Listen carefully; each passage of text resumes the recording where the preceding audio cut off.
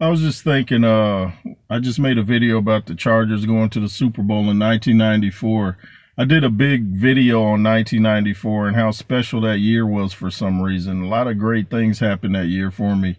Don't know, I forgot to mention, me and my mom were up in, was it Huntington Beach? I don't think it was Huntington Beach. We went there later.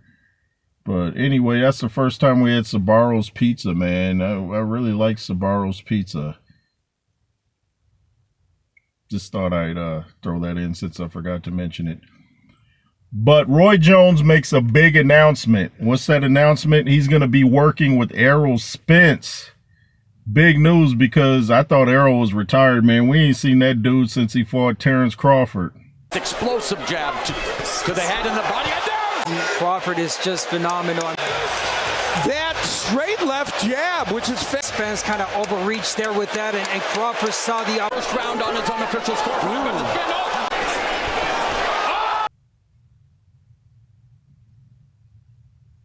Remember that? So, Roy Jones, I think, is going there to kind of test the waters and see where Errol Spence is at, see if he's still hungry. He must still be hungry if they're working together. I think Errol just kind of doubted himself after that thorough beating he got from Terrence Crawford, and it was a beating. You know, you got to question, do you even belong in a sport after a beating like that? Kind of reminds me again of a Rocky movie. Remember Rocky Balboa? Rocky 3?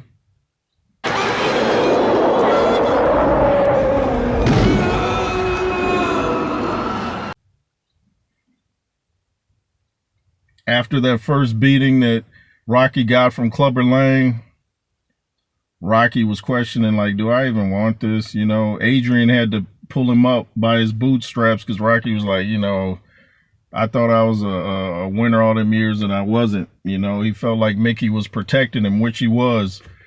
Why are you doing this? Because you can't win, Rock.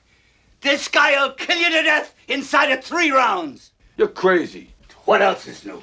Errol Spence, I don't think he was protected. I just think he ran into a monster, and that monster is Terrence Crawford.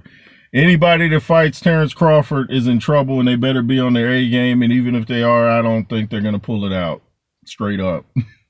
But I'm interested to see how this little interaction goes between Roy Jones Jr. and Errol Spence, because if nothing else, even if they don't end up working together, I think Roy Jones can instill some confidence in Errol Spence that Errol Spence is lost after that Terrence Crawford fight, because you know it's messing with him. If you haven't been in the ring in like 2 years after a beating, you know it's messing with him. You know, he didn't come back and have some little easy fight to get his confidence back. You could tell he's questioning himself, even if you haven't seen him publicly admit it.